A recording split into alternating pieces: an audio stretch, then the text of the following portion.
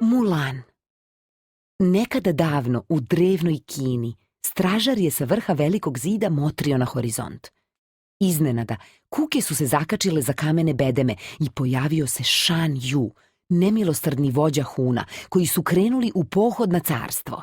Stražar je upalio vatru kako bi upozorio ostale, a buktinje su se ubrzo rasplamsale, jedna po jedna, duž čitavog zida. Vesti o napadu stigle su i do cara. Huni su prešli našu severnu granicu, objavio je general Li. Car je istog časa odlučio da okupi ogroman broj vojnika i pripremi se za rat. Daleko od carskog dvora živela je živahna devojka Mulan. Njena majka Fa Li brinula se da je možda bila i suviše živahna. Prema tradiciji, došlo je vreme da se Mulan uda i donese čast svojoj porodici. Međutim, kako bi pronašla muža, morala je da stekne damske manire i da se prefinjeno oblači.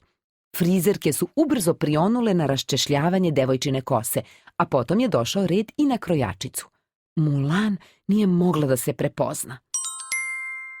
Konačno, Mulan je otišla na zakazan sastanak sa provodadžikom, koja je bila stručnjak za sklapanje brakova.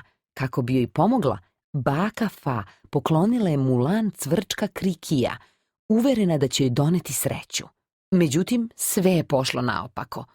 Prvo se, zahvaljujući Mulan, provodadžika umusavila mastilom. Izgledala je kao da ima brkove. Potom ju je kriki prepao i ona je završila na vrelom šporetu.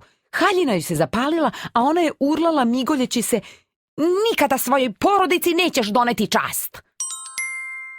Ubrzo potom stigle su još gore vesti. Carev izaslanik došao je u Mulanino selo kako bi regrutovao ljude za rat. Čak je i devojčin ostareli otac Fa Zhu morao da pođe u borbu.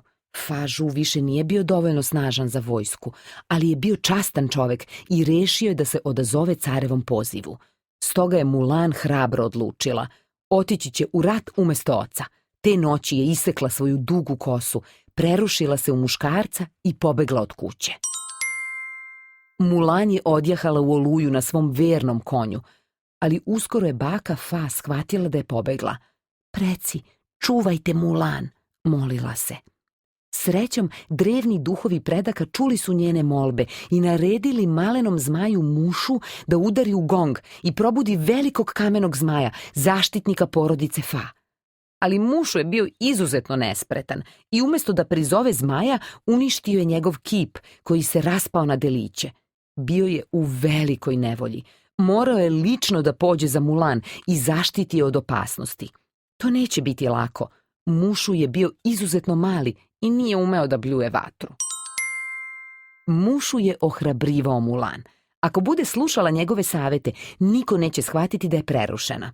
Devojka se dubokim glasom predstavila kapetanu Shangu i predala mu je očeva dokumenta. Obuka je započela.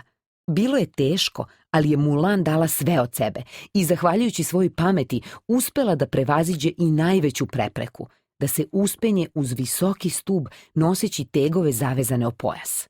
U međuvremenu, Huni su se približavali.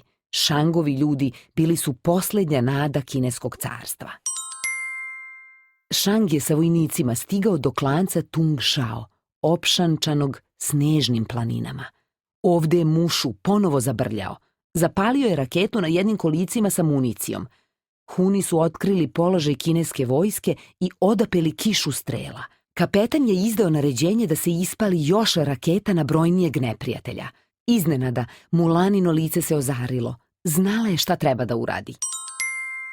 Mulan je zgrabila top, postavila ga u sneg i uz pomoć Mušua zapalila fitilj. Nije nameravala da gađa Shan Yua, već snežne obronke planina. Kada je raketa eksplodirala, pokrenula je ogromnu lavinu koja je zatrpala Hune. Pobesnili Shan Yu ranio je Mulan, ali je devojka uprkos bolu smogla snage da spase kapetana od snežne bujice koja je gutala sve pred sobom, pa čak i Shan Yua. Shang je bio na bezbednom, ali je Mulan izgubila snagu i pala u nesvest. Kada je lekar stigao da joj previje rane, otkrio je da je bila žensko. Svi su saznali da je Mulan sve vreme lagala i bila je kriva za izdaju. Međutim, Shang je bacio mač u sneg. Nije mogao da pogubi osobu koja mu je spasla život. Odjahao je ka carskom gradu kako bi objavio pobedu nad Hunima. Mulan je ostala sama i začula Shan Yuove krike u planini. Bio je još živ, kao i njegovi vojnici. Požurila je da upozori kapetana. Huni su stigli u grad i zarobili cara u njegovim odajama. Mulan je predložila Shangovim vojnicima da se preobuku u žene i ušli su u palatu zajedno sa kapetanom. Shan Yuovi stražari naseli su na obmanu i car je uskoro ponovo bio na bezbednom. Shan Yu je pobesneo. Ti si me lišio pobede, besneo je na Shanga. Nije on, ja sam, uzviknula je Mulan vezujući kosu. Shan Yu je tada prepoznao vojnika koji je desetkovao njegovu armiju. Van sebe od besa, Shan Yu je pojurio za Mulan na krov palate. Međutim, nije računao na Mušua i Krikija. Njih dvojica su doleteli na ogromnoj raketi koja je razdvojila Shan Yua od Mulan, a zatim eksplodirala. Samo sekund pre toga, maleni zmaj i cvrčak skočili su sa krova na bezbedno. I to je bilo to. Mulan i njeni prijatelji porazili su Hune. Svi su se poklonili pred hrabrom devojkom, pa čak i car. Mulan se vratila kući, gde ju je otac Fa Zhu radosno zagrlio. Najveći dar i najveća čast jeste imati tebe za kćerku, rekao je. Mnogo si mi nedostajala. Međutim, nije se jedino otac uželeo Mulan. Mladi kapetan stigao je u selo da je traži. Želiš li da ostaneš na večeri? Upitala ga je. Baka Fa je dodala. Želiš li da ostaneš za uvek? Možda je njena voljena unuka, pored slave, pronašla i ljubav.